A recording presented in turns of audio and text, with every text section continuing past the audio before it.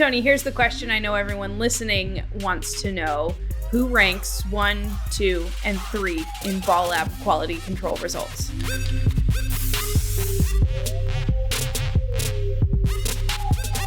Hello, everybody, and welcome back to episode 80 of No Putts Given. We've got quite an announcement today coming out of Ball Lab, but first, let's take care of some business with distance irons. We have Adam, Tony, and Harry. What is everyone laughing at? Tony. Anywho, let's get it. How much you get paid, Tony? Yeah, tell us. What does that earn somebody? Same as everything else. We're not going to ban you from the Masters. We're just going to give you a permanent spot on No Putts Given.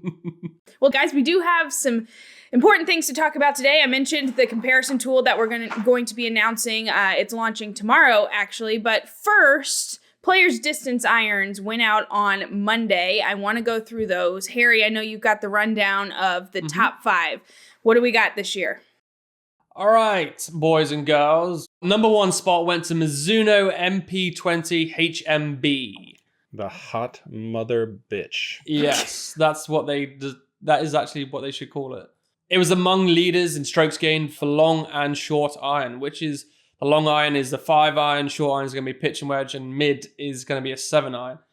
It rated highly on looks and design, which a lot of Mizunos always do among our testers. So shocking. And I'm going to throw in feel as well. They love that feel of the Mizuno, just like everyone else. And then we'll go to second place, which is the Taylormade P770. Again, this is another phenomenal looking iron. They stepped up their game this year, in my personal opinion. It looks really, really good. And this was a positive strokes gained in short, mid, and long iron. It was a leader in strokes gained for that mid iron section. Testers highly praised the looks, as I alluded to there too. Then you got third place, which is the Mizuno JPX 921 Hot Metal Pro. Say that when you're drunk. But it was leader in strokes gained for long iron. It was best total distance. And testers remarked on its feel. Again, Mizuno, feel, correlation. Fourth place, Mizuno JPX 921 Forged. I mean, Mizuno, I guess, make a good iron. I'm saying there's a chance. There's a chance. Among the leaders in strokes gained for mid iron, it was highly recommended for looks and feel, as Mizunos always do.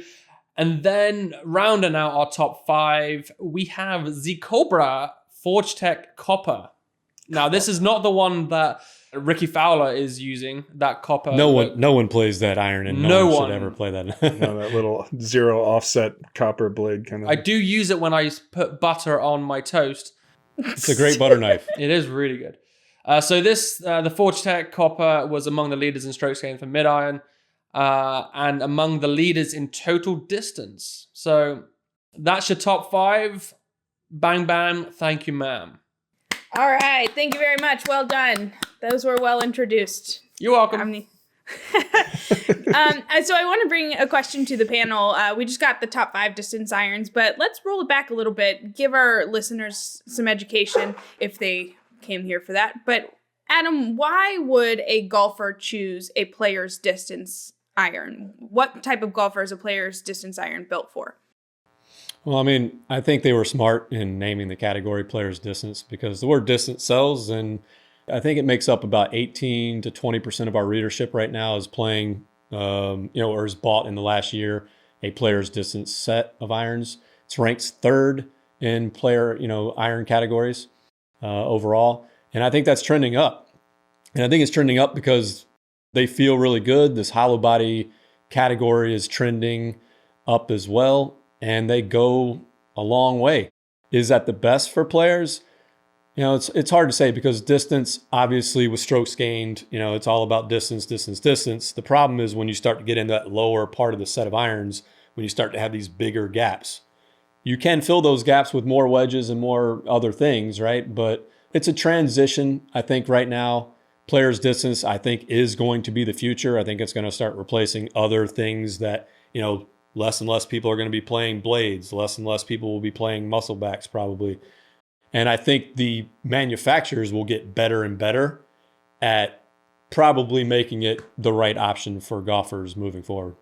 Tony, is there a certain skill level that players' distance irons are built for, or maybe they shouldn't be playing players distance irons if you're a certain type of golfer? Yeah, it's kind of the category itself is still evolving, right? So you look at some things like, P770 is a good example, and you can contrast that with TaylorMade's other players distance iron, the P790, right? Those are both players distance, but they kind of live at the opposite end of the category. P770 trends towards the better player. P790 I think is probably a fair assessment of where the category started. Adam, I think, used the word transitional. And in fact, before there was a player's distance category, we used the phrase transitional category, transitional iron category, to describe clubs that kind of existed in the space between a player's cavity back club and what you would consider game improvement. So kind of a tweener iron. And over time, that tweener space has evolved and become what is now called player's distance. So it's, you get kind of more of the look of a better player's iron. You get the speed often from either some combination of strong lofts and thin face construction made possible by the hollow body. And you typically get a little more forgiveness, and in some cases a lot more forgiveness than you would get from the players category. And you can get all that without having to get into something that somebody would tell you looks like a shovel, has a lot of offset, is really big, something like that. So it's a comfortable category for a lot of people because it's one of those things, right? It's kind of the Goldilocks effect, right? This one's too little, this one's too big, this one's just right. Yeah, and I think when I went in there and tested them just randomly, as I try to every year, just hit what's out there, they just feel good. You know what I mean? Like, they feel really good and they go really far. And, you see older golfers, older testers come in there, you see their youth coming back a little bit, right? They feel like that blade, that nice feeling, Mizuno, but they still are like, whoa, these are 15 yards longer than the 10-yard irons I'm playing. Golfers like that. So you can miss a little bit. Yeah, you can miss a little bit. We're seeing an in-between. So we've went to players distance and game improvement and super game improvement players. But now we're seeing a couple of looks like a player's distance iron or in between a player's distance and a game improvement, but has a loft of a player's distance. So we're starting to see categories within these categories when it comes to this. Stop it. So yeah, I mean, player's distance, the old guys, what I see in here, they really do enjoy seeing that distance come back. However, they do slightly launch a little bit lower and lower spinning. So yes, you get the distance, but you might not be holding those greens when firing them in. But some of these golfers don't really care about that. So yeah, the problem I always see is, it's that trap pit, front trap placement, right? Where the pin is tucked right behind the bunker. With these irons, you're less likely to hit a good shot, think it's going to be up near the pin. When you drive your cart up there, it's going to be at the back of the green, right? It's gives and takes. Yeah, it's a fitting question like anything else. And we do find, especially with slower swing speed golfers, when you get into the stronger lofts and the kind of that low spin place, there is an issue sometimes generating either the height necessary to get that descent angle steep enough to stop the ball or enough spin to stop the ball. So if you don't have enough speed to convert the static loft of the golf club into dynamic loft and leverage the design, it's tricky. But we also have to acknowledge there are a lot of guys who are entirely comfortable, and the shot Adam describes is a great example of where it may not work. But you do have guys who aren't necessarily trying to land everything on the green. They're at least comfortable and maybe even prefer to play a style. Trying to land it in the OB, kick off to the left, that's get into hit the a rough. pole. But the idea of like you can it's okay sometimes to land it short of a green and roll it on, or for sure. If you land it on the green and roll it to the back of the green, that's not the worst thing either. It all depends on if they're elevated greens, if they're upside down shorters. It all depends on where you play, to be honest. Well, I think one thing we can probably all agree on: the players' distance category is probably here to stay. Whether people like it, that's like for it sure. Not. Yeah. At the moment, currently dominated by Mizuno. They took 3 of the top 5 spots. And Harry, you said on each one of them, testers love the feel. And if that's what distance irons are about, the feel, Mizuno's got it cornered. Well, that's Mizuno's MO. That's their go-to. Everyone is forever. We have the best feeling irons in the industry. I mean, that's just, and it translates. Adam, we recently put out a survey to our readers and got some really interesting information back that about 20% of our readers play a Mizuno iron, which mirrors the results of our test. Yeah, it's pretty cool. So we did a reader's choice survey, and what we found is 2 times as many MyGolfSpy readers play Mizuno irons as the typical golfer, right? And I think that is because we trend towards a little bit more of the gearhead, and the gearhead trends a little bit more to Mizuno. And the cool thing too was the number 1 played iron by MyGolfSpy readers is Mizuno. The number 2 is Taylormade. And who finished first? Mizuno. Who finished second? Taylormade. So it was just one of those cool things to see. Tony, what did you think about the results and kind of putting them next to the survey that we did? It's always interesting to kind of see where our readers deviate from the market as a whole. So as Adam mentioned, so in our survey, responses are still trickling in, but I think we're going to settle with Mizuno being of purchases made within the last year, right about 20% of those from our readers will have been Mizuno irons.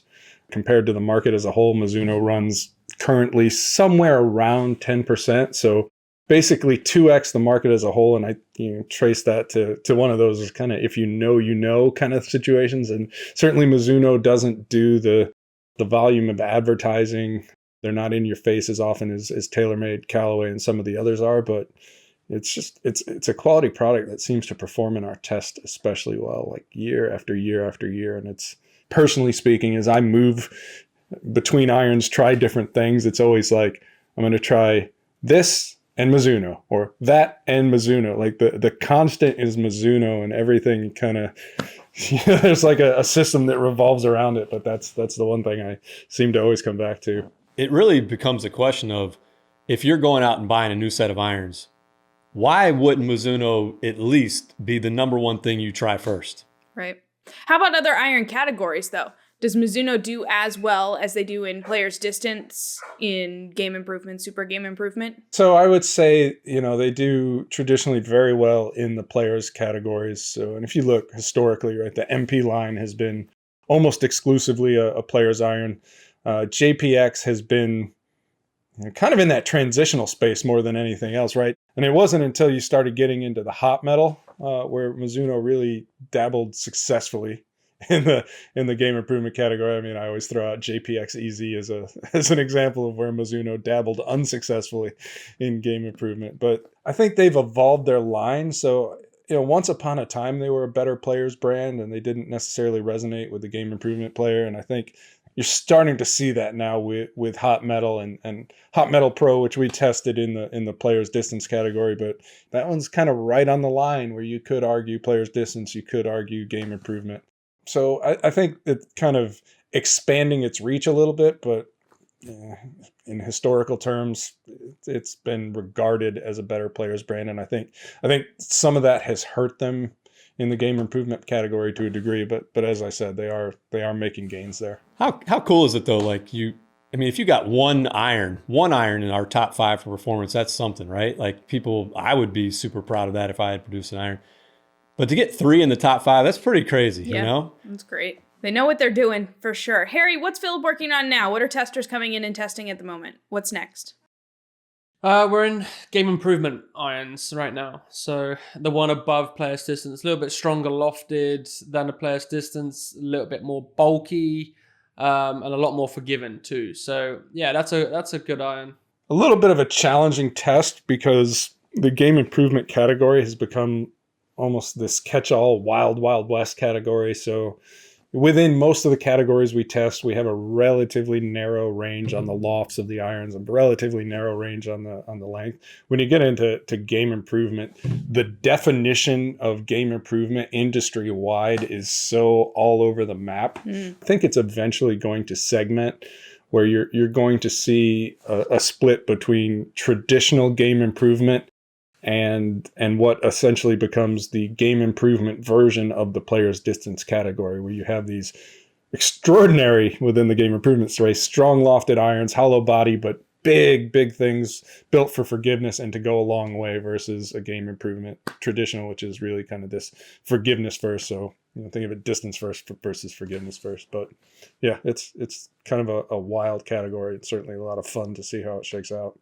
All right, we'll be on the lookout for that. But first, we are linking the article to the players' distance irons here, so you can check out the top 5, see what will fit you best. But Tony, I'm going to come to you now. I see the Vero balls, but something a little bit more awesome that we've got to talk about. Ball Lab has finally reached the point that we can launch the comparison tool, so everybody can take a look at balls 1 through. How many have you done?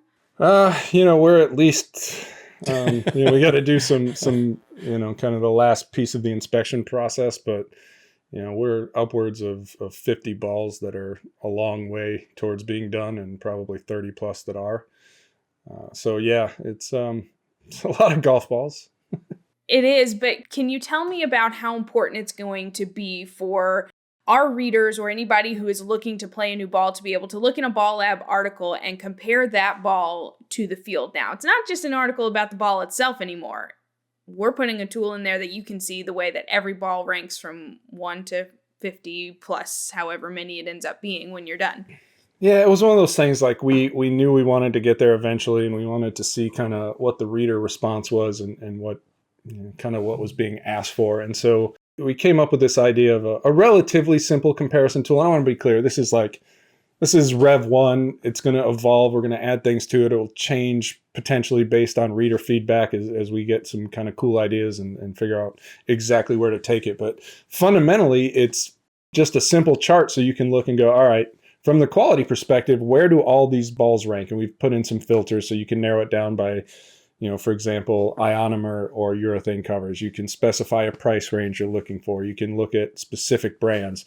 And what it does is take our metrics and lay them out in a reasonably simple consumer report style, right? Like little icons for poor, good, fair, average, whatever it happens to be. For our main metrics, we show you kind of what the good ball percentage was. And ideally, you want that to be high. And kind of the big change that I think is going to resonate, I think it's going to make it a lot easier to use and understand is we're transitioning away from our true price metric. I thought it was a really cool metric, but it just didn't work for everybody.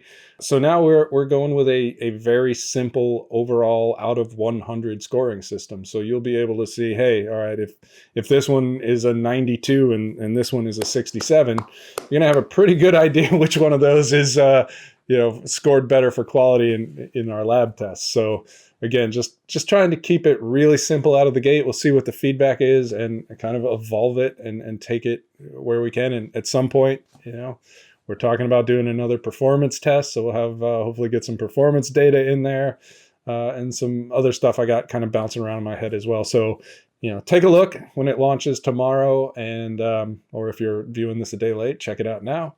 And it is launching on Wednesday of this week, right. No matter when you watch. Adam, I'm putting myself in the shoes of one of our readers who say, plays a Bridgestone ball. I imagine them coming to our website, seeing the comparison tool and saying, all right, where does my ball rank? Is that what you're imagining for this tool? Well, first, backing up, I guess 2 years ago, we started this when we did a golf ball test, right? And we found all kinds of things that said, all right, this is weird. MyGolfSpy now has to move into the golf ball space because there are some weird things going on here. So we came out with Find It, Cut It. Then we came out with, we invested heavily into a ball lab. Fast forward now, right? All of that culminated in this tool. And this tool is built for consumers. And think about it as two ways. There's a ball test for performance, and then there's a ball lab for quality control. And both matter, right? You can have a ball that performs really well that has shitty quality control. And at the end of the day, it's going to be an inconsistently performing ball. You can have a great performing ball that's consistent. Both matter, and this is going to tell you which balls do that best. Now to your question, if I'm a Bridgestone player, there is no other place on the internet that you're going to be able to find anywhere. How does my ball compare to every other ball from a quality control standpoint? This is the only place you're going to get it. And I think that's really cool because it's going to be helpful for consumers to know how good of a ball they're playing. But two, I think it's a checks and balances for the industry too, to see this is going to be publicly out there for people to see. And I think have already seen companies probably talking to the factories about getting their shit together a little more in regards to checking more balls. But I think this is going to push that a little bit further. And that's what MyGolfSpy is here for, right? It's to be a checks and balances for the consumer. Harry, you've switched the ball. You've played a couple of times in the past, let's say year and a half. Do you wish you had had something like this comparison tool when you first started trying to figure out what ball is going to work best for you from a quality control standpoint? Is it something that you would utilize? Oh, for sure. I mean, before I came to MyGolfSpy and was surrounded with so many options of golf balls, I would pay a lot of money for X amount of golf balls. If I would I would go find my golf balls in the bushes as a kid because I couldn't afford to go buy them. But if I had a choice to narrow it down with consistency and now knowing how much off-center core or a defect in a ball can change my dynamic on my swing, instead of going 3-yard draw, it's now a 25-yard draw. It's huge. So consistency wise, it's a great tool for me to go in there and say, all right, I want the most consistent ball, and then it'll pop up with whatever balls they are, and then I can narrow my choice down from there. Instead of having 50 different choices, I've now got 3. I think if you want to know if this tool is important or not, ask yourself the question: if you buy any other consumer good, a lawnmower, a car, a whatever, there's generally somewhere where you can check the quality control of that thing you're buying, right? In golf, there isn't that for many things. So I think it's a no-brainer to have. And I think it will evolve over time. And I think it will become a bigger part of what people just check before they go buy a new dozen moving forward, hopefully. Tony, here's the question I know everyone listening wants to know. Who ranks 1, 2, and 3 currently in Ball Lab quality control results? I think it's Left Dash, Pro V1X, and is it MaxFly? The MaxFly Tour did really well for us as well. I believe so. So, yeah, I mean, we see a lot of Titleist near the top, and at this point, I've come to expect it. But there's some other good stuff in there as well, and it's not light years better, if we're being brutally honest, right? It's just a little bit better, and that's kind of how things are. How are the DTC brands when it comes to quality control? This is kind of one of these things where I think, as we continue to get more and more data and more models in here, I've come to believe that quality control, by and large, is a factory level thing. And so, and I'll use Foremost as an example, because a lot of the balls we test come out of Foremost. They make the MaxFly balls, they make the Wilson balls, they make the Vice balls, Encore balls. Let's do it right. Anyway, so all that stuff is coming out of Foremost, and that's a case, speaking specifically about that factory, some things that's not universally true, right? We do have some models where it doesn't necessarily apply, but looking over now, probably, multiple dozens of Foremost balls, we can say, for example, that they tend to struggle with weight consistency. So I would expect to see that. And what I would say is about that factory in particular, they make a generally good ball. Weight can be a little inconsistent, and every now and then you will get a box that is an absolute disaster. That's a very interesting point to make, that it might not be as brand related as it is factory related. And if these brands are choosing certain factories to manufacture their balls, that makes as much difference as any specific brand's dedication to quality control. I think that's a great point, Miranda. I mean, these brands are somewhat reliant almost completely on the factory they choose. The logo might be the logo. You think that's the company, right? Right. The majority of these companies aren't making their own balls. Some other factory is. So they rely heavily on the quality control that's coming out of that factory. And But it is to mention that there are DTC companies out there that do design their own balls from start to finish, but the factory makes it, correct? Well, I mean, define design, I guess, is the right question. Well, you look at Dean Snell. Dean Snell, designs all of his golf balls from. Yeah, Dean designs balls, but again, he's not designing covers, right? That tends to be... No, that's another thing. Is covers is different, yeah. And a lot of times too, you have this idea of like, we design the ball, and it's really like, hey, we like the stock ball. Can you tweak it just a little bit and make it do this thing a little bit differently? So it's very often is at most a co-design. But again, it's one of those things where I don't think the average golfer necessarily cares whose name is on the patents or whether or not there actually are patents. It's just so much about, hey, what am I getting for my money? Is it performing well? And that's why so many of the questions we get are, what's the best ball I can get for X amount of money? So that there's always a price consideration, and I'm becoming more aware of that, trying to be more respectful of that as we kind of talk about golf balls and how we go about it. But yeah, so certainly bringing it all around, it's definitely interesting to look at some things at the factory level as well. And we're definitely going to be doing a little bit more of that, specifically around the Pro V1X, right? As we have this unusual case where Titleist is now shipping balls from 3 different factories. That was my next question. Where does Titleist manufacture their balls? Or do they have their own independent factory, or they're working with a third party? Yeah, under normal conditions in normal times, the overwhelming majority of balls that you will buy on a retail shelf in the United States are made, if we're talking Pro V1, Pro V1X, made at Ball Plant 3 in New Bedford, Mass. Now with COVID, there were extended shutdowns. And that's not Titleist exclusive, right? Or it is? It is, yeah. It is Titleist exclusive. Okay. Yeah, Titleist makes only Titleist balls, and that's Titleist umbrella balls. What about, I was going to say the green. Pinnacle, green, Union whatever. Green, it's all. Union Green! So Union Green is made in a closet at Ball Plant number. That's not Titleist, that's Acushnet. Correct. So we did with our Pro V1 sample, for example, the new model we've measured, we haven't cut yet.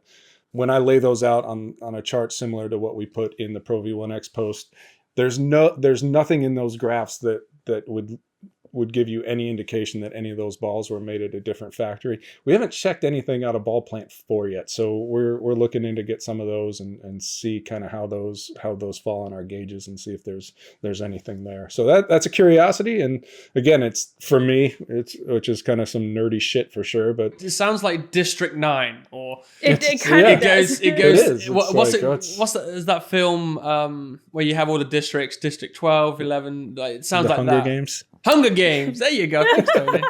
The reason I was asking Tony whether Titleist has an exclusive factory that they own and operate was because, they just went out of business.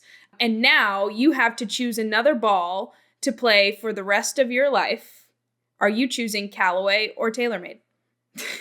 How come I don't get to choose Bridgestone? Because it's not one of the choices. Would you choose Bridgestone? You see what he did, Miranda? I see what he did.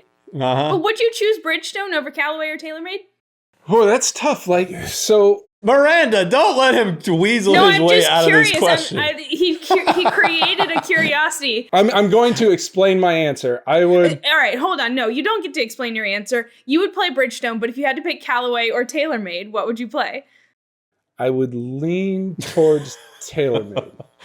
I would lean. For the rest of your life, Tony, you're marrying this ball. Oh, God. You got to say vows and everything. God, that's not even a fair question. Yeah, it is. It's 100%. Is it yes or a no? I guess all I can say is based on the information I have collected to date, I would have to take Taylormade. All right. I would love to have seen when Tony asked his wife to marry him. How that went. Like, how? Wait, I don't get that one. That's not one of the options. Well, I'm going to bring back to something. I think I said it on last week's show. I say it a lot. The one way to be wrong in golf is to give an absolute answer. So, all right. Adam, how about you? Callaway or Taylormade? Oops, Titleist is out of business. Can I pick no a different ball? I'm just kidding. Oh, Taylormade. Did Shrixon go out of business? What happened? What world event led us to a place? Here's the world event. We're on a podcast, and the host asks you a simple question to answer. Sloaney! Hi. Hey, Wait, Sloaney. Sloaney, ask her, would she play Callaway or TaylorMade, Adam? Sloaney, come here. Yes. All right. We have a question for you. You still in your pajamas? Yes, I am. Good for you, Okay. kiddo. So here, get I in know. the mic. Sloan, I just asked Tony, oops, Titleist went out of business. Would he play Callaway or TaylorMade? But he said, can I play Bridgestone? Would you allow him the third choice or make him pick from the first two? First two. Okay. There you go. What would you pick, Callaway or TaylorMade? Callaway. Ooh, All right. there you go. I like it. Nice. Good job, Sloan. See, Tony, I consulted my business partner, and she said you only get 2 choices. So, I mean, there's an irony in this because I talk about all the time. I won't mention anybody by name here, but we have an R&D contact that I bounce stuff off of all the time. And in going on 10 years of asking him questions, he has never given me a straight answer. And And that's why you two guys should be great friends, because I know who you're talking about and you are correct. And I've had those same conversations with that guy as I have with you, and you never get an answer. Harry, okay, the world stops turning, gets hit by a meteor, Titleist doesn't exist. Are you playing Callaway or Taylormade? Taylormade. I actually like their TP5. I need an explanation. All right, Titleist doesn't exist. We'll move on from that. All right. He can't do We're it. going back. But how come I have to lock in my choice for the rest of my life? Is there some other simultaneous event, which means like no other balls evolve, like we are locked at this particular point in time? Again, the same thing. Why do you have to lock in the choice for your wife for the rest of your life? Like, that's just the game. That's how we play this. Yeah, that is the game, isn't it? It's Hunger Games. All right. Well, Tony, I'll make this a little bit easier on you. I thought we'd play a little Q&A. We put out a Twitter question yesterday and got some awesome responses from people. So I won't lock you into only having to pick 2 choices on this one, but we'll run through. It's going to be rapid fire. You get about 10 to 15 seconds to answer 1 question a person. Are you ready? 11. Okay. I'm not quite sure how to say this guy's name, but Ponolar Bear is how I'm going to go with it. Ponolar Bear? Wants to know, what is the best cheap golf ball? Now, what's your definition of cheap, and then what is your answer? Yeah, so if cheap is below $20, it's really tough to beat a Kirkland. Once you get into high 20s, if you're buying in bulk, go with a Snell. So, and I think that probably covers either definition of cheap. Well done. That was a very succinct Man. answer. I'm so proud of you. That will be the way I do every phone call in the future with Tony. Tony, you have 10 or 15 seconds. Go, rapid fire. Bye. Okay, Adam, I'm coming to you for this one. Me Brodsky, or something. I'm going to get so many emails on how to say these things, your Twitter handles, but they want to know, what's the most overrated feature on the golf balls in today's market? It's tough. I think the word soft probably is the most overrated thing, because really quickly, people care about feel the most. That's why the word soft relates to what people think is feel. So they put it on everything, and it really isn't true. All right, Harry, I've got one for you. How much can a good choice of ball change my game? He's a 20 handicap. He. A little bit, I would say. I mean, you can get such a cheap ball out there, which is like a 3 or 4 piece, really good ball, like Tony said, like a Kirkland. Don't ever go for a 2 piece or a 1 piece, and that's a pool ball, Right, yeah. like a snooker ball or something like that. Don't ever go for one of those. But yeah, I mean, it can help your game a little bit, but until you know how to generate spin and do all these kind of things that you need around the green, just go play golf. All right, let's see. Tony, I'm going to give you one more. We've sort of talked about this, but Tommy Lee 29 wants to know, which golf ball is the most consistent? In our test, especially, just looking at the data coming off the gauges, Titleist balls tend to be really, really consistent. I would say it's uniquely true from the super premium stuff down to the inexpensive stuff. Titleist is really consistent. Any of the major brands are pretty good. The new Callaway stuff even looks pretty good initially. So, there's a case to be made if you want the absolute tightest quality control. I lean towards Titleist, but that's not to say that there aren't performance reasons you would go in another direction, because it's all still pretty good. All right. Adam, Graham Linger says, what's the real number 1 ball in gold? I think he means golf. I mean, look, behind the scenes, we've talked about this for 2 years, Tony and I, and, people can say whatever they want. Titleist, when you see this tool come out, you'll see for yourself it's Titleist. All right.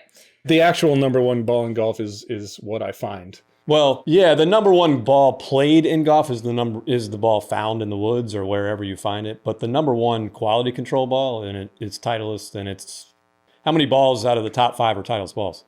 Yeah, 3, maybe. Yeah, I think it was 3. And it'll be really interesting as we start adding balls, and like I said, ball plant 4 is a curiosity, so we'll see. But 2 years of testing, 3 out of the top 5. We'll keep testing.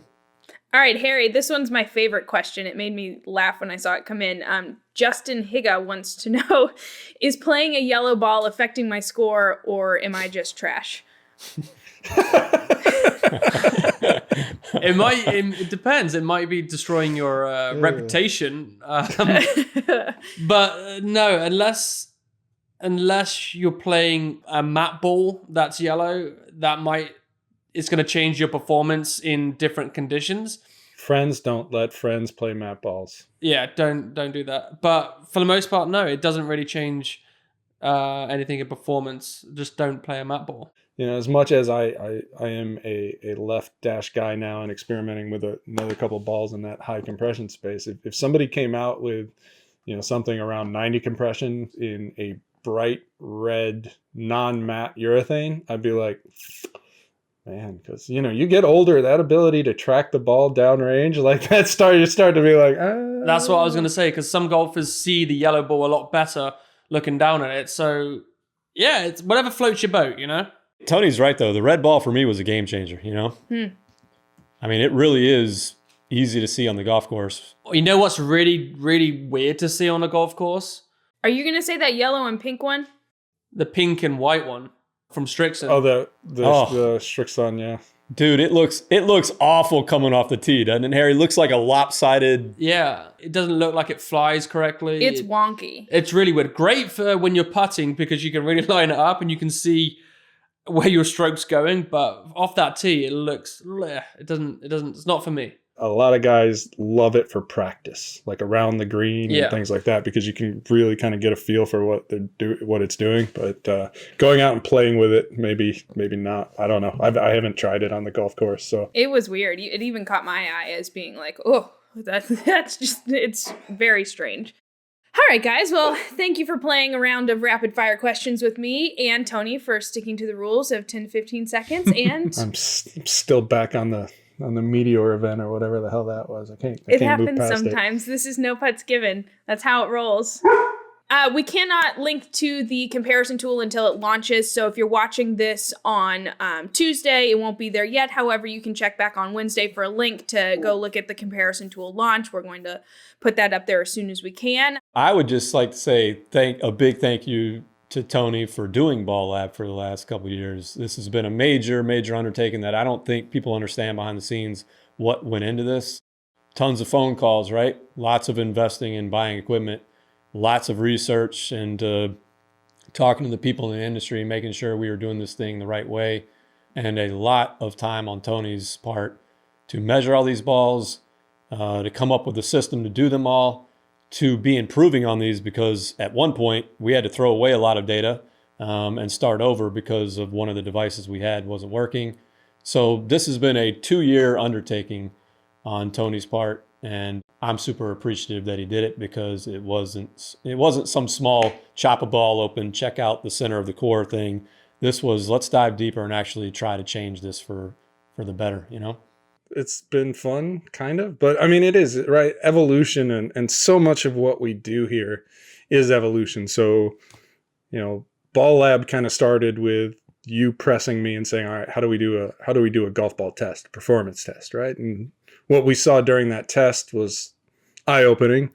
And so we started cutting and, you know, quickly realized, talking to people and just kind of thinking it through on our own, that, all right, that's a hell of a good start, but it's not enough. We need to do more. And then that's where the snowball really picked up momentum, is having those conversations. What do we need to do? How do we do it? Where do we get the tools? How do we use the tools? It's a compliment to the whole team. I don't think people realize, right? Like, I've said it once before, Tony, and you were like, man, that's the best way to put it. When it comes to our driver tests or iron tests, you either do 5 shots or you do 10,000. There's no reason to do 6. There's no reason to do 5,000. You either do it one way or you do it right? And when it came to Ball Lab, there was this, we can keep doing it or we can do it right. And to do it right, we had to go, all right, clock starts now, and we know what we're doing isn't going to actually be public facing for 2 years, you know? Yeah. You know, kudos to Tony for putting in the work. And I think it's a super valuable tool to every golfer that gets to check it out. Do you remember when I was calling you every week saying, hey, when's Ball Lab going to go? When's Ball Lab ready? When can we do and Ball it's Lab? like, Next year. Really, I mean, it's one of those things, right? If you're building a comparison scale and trying to base quality on how a given ball compares to a market average for different quality metrics, you can't start with 3 balls. It's kind of like you really, right. We felt like we needed to, before we could publish really anything, we needed to get at least gauge data for 30 golf balls. It's been a time suck, but hopefully a worthwhile one. I hope people enjoy it. I hope they appreciate it. I hope they get value out of it more than anything else. We'll start to show a little bit more of the process and what goes into it, but it's not a 5-minute deal. That's for sure. Yeah, and I mean, one other thing I think we need to address too, because we get the question a lot is, I want a ball test, right? Yeah, we understand, we did the ball test in 2019. The reason why we didn't do one last year was multiple reasons. Pandemic aside, not enough new balls get released every year, believe it or not, to have a new ball test. So this is a 2-year life cycle for actual performance tests versus ball lab tests, right? So we're going to do another golf ball test this year. Just so everybody knows that. And, we're scheduling that now.